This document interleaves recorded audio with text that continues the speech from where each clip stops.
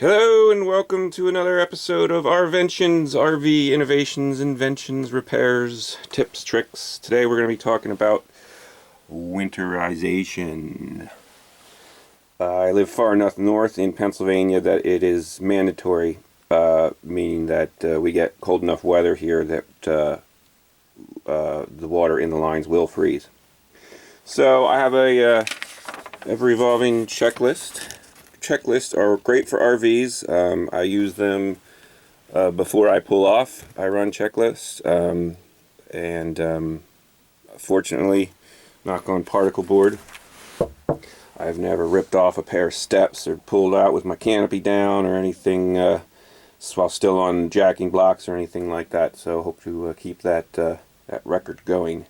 Never pulled out with TV antenna up or anything like that. So I highly advise them and use them. I mean, you can do pre-checks that you know are on there, but then make sure you go through your line item checklists. And for instance, one of the first and last things I do is walk around the rig after everything's supposedly stowed. I do that twice just to make sure I didn't forget something. I have caught stuff sometimes, so definitely well worth it. Anyway, on the winterization checklist, first is drain all the fresh water from the tanks. Depending on your rig, where the drain is, they all differ, and of course how the size of your tank. I also would drain the hot water heater at that time. That way, because they hold about, depending on your rig, 4, 6, maybe more gallons. When you put your RV antifreeze in, which is a special antifreeze, it's called marine and or RV antifreeze. It's usually pink. It's not regular antifreeze that you put in an engine. It's just for the water lines. That way you don't have to run your water as long on the hot water side because you've already dumped that hot water heater tank out and then closed it back up. So we drain all the water from freshwater tanks and close them. We run the onboard generator and we close the inline fuel shutoff until the generator stops. That gets all the fuel out of the carburetor. You can exercise your generator every month for an hour or so, but that really just racks hours up on the generator for no good reason. Might as well just winterize it. It also eats up gas. My RV and a lot of motorhome types will not, the generator feed in the fuel tank, because it shares the fuel tank of the van, will not pick up below a quarter of a tank.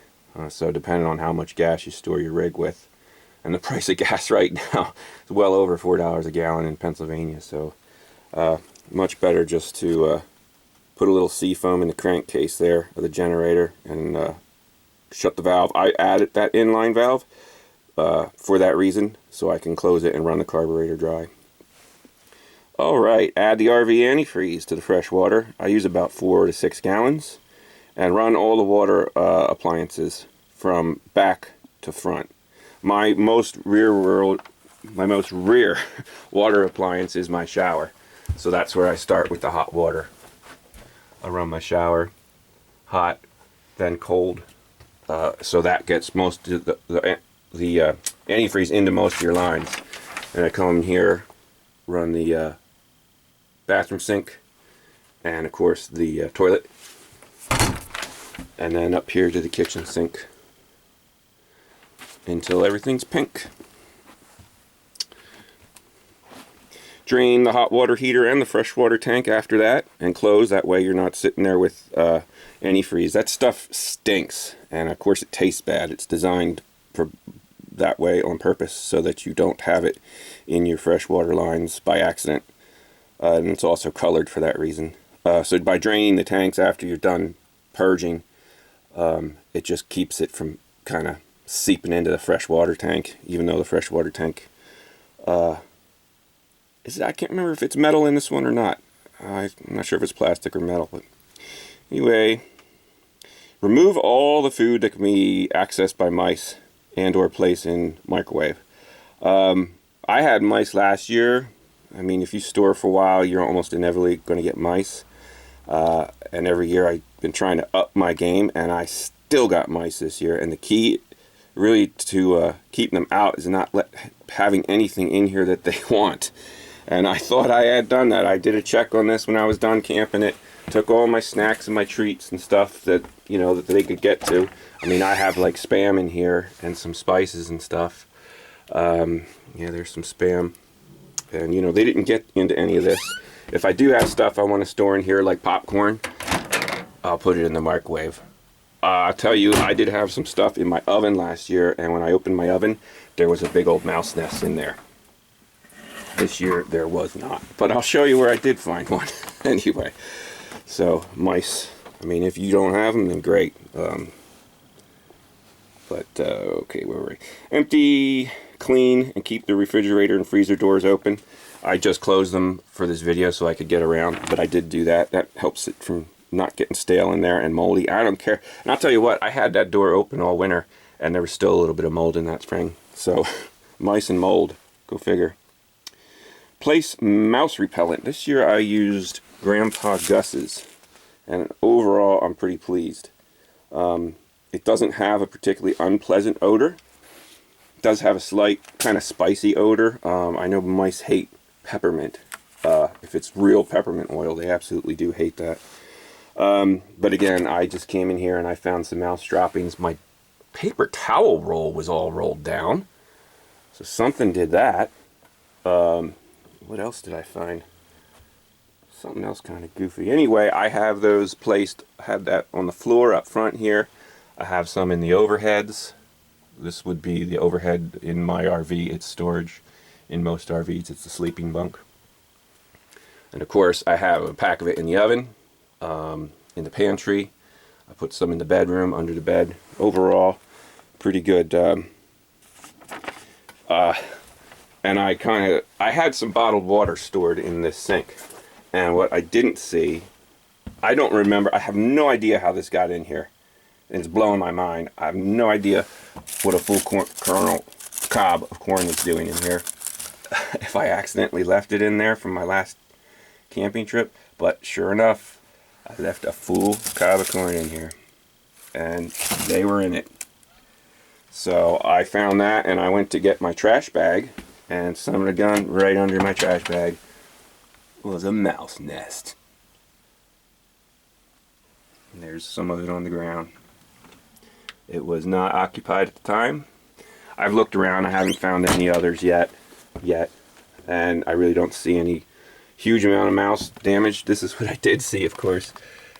A little bit there. And of course it's right by the Grandpa Gus's repellent. So I don't know. Seems like it worked okay, but obviously seems to have faded off. I came in here a couple times during the winter and I hadn't seen any of this, so this is fairly recent, maybe within the last 2 months or so. I mean, I was in here in February. It's now late March, and I'm doing this video because I'm getting ready to go down to Florida for sun and fun. So I'm going to be unwinterizing, but it's still not even, it's about 35 degrees today, and it was down in the 20s last night, the night before, so I can't even fully get this thing ready yet because I don't want to store water in it if it's going to freeze. So I'll probably roll without any water, and I'll just fill up at the Hirsch campground. Next item, install tire covers. The tire covers, these RVs actually don't see a lot of miles, and the tires on them tend to go bad from dry rot and not from mileage. Plenty of tires on RVs out there, the tread looks great on them, but they're dry rotted. They go down the road and all of a sudden the rubber starts flying off. The tire covers I have are reflective, and the #1 cause of dry rot is sunlight exposure. So that's what the tire covers are for. I have 3 solar panels. 2 of them I set up for the winter, and I have a charge controller that hooks to my deep cell batteries, and it basically just works as a trickle charger to keep my batteries topped off.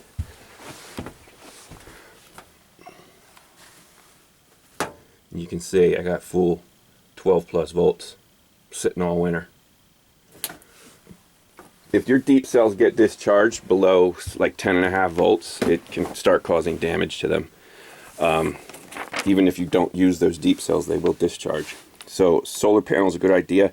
I got a 4-panel set from Harbor Freight. It came with the charge controller and 12-volt clamps. There's also some USB outlets and a couple of barrel outlets. So it's been a great thing. I think that was a $200 rig. Supposed to be 200 watts. One of the panels broke. I still have 3 of them. And they're out there charging away. So I do recommend, and it's nice if I'm boondocking and I have that power. I do have a 2000 watt inverter. I'll go over that in another video sometime maybe. Solar panels, install fuel and oil treatments. I use seafoam. It's supposed to help keep the fuel from getting ethanol abatement. I don't know how well it works. I've seen a lot of videos, people that swear by it. I put it in my generator, my engine, and in my fuel. I put stabilizer in my generator fuel too, my portable generator. The onboard one, like I said, I run it dry. You can start and run. I do start and run the main engine about every 2 months, just to make sure that the battery stays topped off and that it runs, and then it doesn't get, you know, a lot of times these RVs, they just kind of go bad from disuse. If you can drive it, that's great, because just using the brakes a little bit also helps prevent them from kind of seizing up. But it's not really feasible for me to run it, especially when there's snow out, to drive it anyway. Top off the fuel and propane tanks. Good reason to top them off is because you don't want moisture in there. Moisture causes rust, and especially in the fuel tank with the ethanol.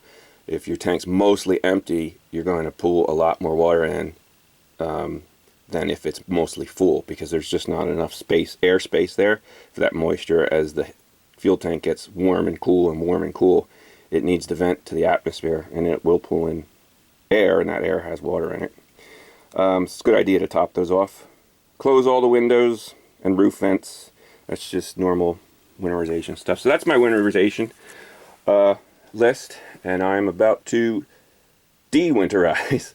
Kind of clean this thing up and get it ready to camp. Today's Tuesday. I'm planning to roll out on Friday. So wish me luck. So that's winterization. You guys have any tips, tricks, feedback, especially if anybody has anything on mice? People have told me Irish Spring soap. I tried that my first year with my one RV, and I'll tell you what, I had some in the sink and I had some up on the dash. Those mice took that soap and they ate it, and they drug it all around found some of it on the floor.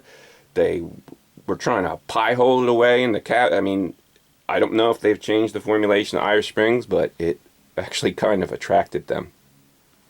But yeah, I did not have a nest in the oven this year. I did have one in the cabinets, but someone left corn on the cob in the sink. Who done it? So, all right. Hope you guys have fun. Wish me luck. Hope the little girl gets down the floor and back okay. Have a good time down there. Get some sun. Have some fun. Okay, take care. Be safe.